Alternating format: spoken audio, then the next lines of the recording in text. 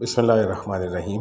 ایک سوال موصول ہوا ہے کہ کیا کوئی مومن بھی مشرک ہو سکتا ہے؟ تو اس کا جواب جو ہے وہ سمجھنا بہت ہی ضروری ہے، کیونکہ ایک بہت بڑی کنفیوژن لوگوں کے ذہن میں یہ ہے کہ مومن تو ہے ہی وہ جو ایک اللہ واحد پر، اس کے ایک معبود ایک حاکم ہونے پر ایمان رکھتا ہے، تو وہ کیسے شرک کرے گا؟ تو جان لیں کہ اللہ کے حکم کے مقابلے میں کسی اور کا حکم ماننا ہی شرک ہے، یعنی لا الہ الا اللہ کی نفی ہے۔ اور قرآن مجید میں رب کریم نے اس کو فرما دیا واضح کر کے کہ آپ نے ایسے بھی شخص کو دیکھا جس نے اپنی خواہش نفس کو اپنا معبود بنا رکھا ہے، اور سمجھ بوجھ کے باوجود اللہ نے اسے گمراہ کر دیا ہے، یعنی اپنی نفس کا اتباع کیا۔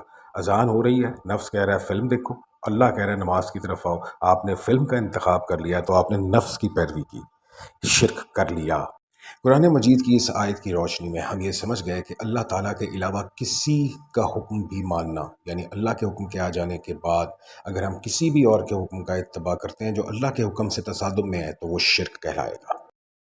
موجودہ حالات میں آپ اگر معیشت کی طرف دیکھیں یا بینکاری کی طرف، جس کی ضرورت ہمیں روزمرہ اپنے امور کے اندر پڑتی رہتی ہے، کاروباری ضرورتوں میں، تو ہر چیز سود سے اٹی پڑی ہے۔ تو یہ بڑا جینون سوال ہے کہ سود سے کیسے بچیں۔ سب سے پہلے ہم بہت جلدی سے دیکھ لیتے ہیں کہ سود ہے کیا۔ دیکھیں، جو رقم کے بدلے زیادہ رقم کا تقاضا ہے اس کو سود کہیں گے۔ 10 روپے آپ نے کسی کو دیے اور اس پر آپ 15 روپے واپسی کا مطالبہ کر رہے ہیں تو اوپر والے 5 روپے سود ہیں۔ ہاں، اگر آپ نے گھر یا گاڑی جو ہے وہ کسی کو دی ہے اور اس نے پوری رقم آپ کو ادا نہیں کی تو آپ اس کے مالک ہیں، ابھی بھی اس کے مالک ہیں جب تک وہ مکمل رقم ادا نہیں ہوگی، اور اس پر آپ کرایہ لینے کے مجاز ہیں۔ وہ سود کے زمرے میں نہیں جائے گا۔ یہ بالکل ایسے جیسے انسٹالمنٹ کارپوریشن سے کوئی چیز آپ نے قسطوں پہ لے لی ہے، کم پیسے دے کے۔ تو یہ چیز جاننا بہت ضروری ہے کہ رقم جو ہے اس کے بدلے زیادہ رقم کا جو تقاضا ہے وہی سود کہلائے گا۔ اگر اس کی جگہ آپ نے کوئی شے لے لی تو اس کو ہم سود نہیں کہیں گے۔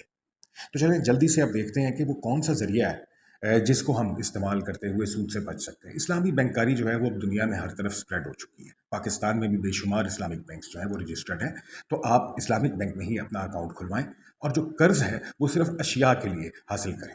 اگر آپ کو کریڈٹ کارڈ یا کسی اور چیز کی ضرورت ہے تو وہ شدید ضرورت کے ساتھ جڑا ہونا ضروری ہے۔ اگر آپ نے مجبوری کے تحت وہ کام نہیں کیا تو وہ بھی حرام ہے۔ اس کے لیے آپ کو قرآن مجید کی جو آیت نمبر 173 ہے سورہ بقرہ کی، وہ آپ کی مکمل طور پہ رہنمائی کر دے گی کہ حرام کردہ چیزیں بھی شدید مجبوری میں آپ کے اوپر جائز ہو جاتی ہیں۔ لیکن اگر عذر جو ہے وہ ضروریات زندگی پورا کرنے کے علاوہ کوئی اور ہے، یعنی تعیش ہے، تب آپ کا قرض لینا بھی سود پر حرام ہوگا۔ اگر آپ طاغوتی نظام کو سپورٹ کر رہے ہیں تو بھی آپ ایک ممنوع عمل کر رہے ہیں، اس کا خیال رکھیے۔ شدید ضرورت میں آپ قرض حسن کی تلاش سب سے پہلے کریں۔ اگر وہ نہیں مل رہا اور بے حد مجبوری ہے تو پھر دیکھیں کہ اگر تو واقعی میں یہ مجبوری عذر شرعی ہو سکتی ہے تو ہی سود پر قرض لیں، ورنہ بالکل نہ لیں۔ سود کھانا ہر صورت میں حرام ہے، اس سے لازمی بچیں۔ اگر آپ صاحب حیثیت ہیں تو لوگوں کی امداد کر دیا کریں یا انہیں قرض حسن دیا کریں۔ فقط واللہ عالم۔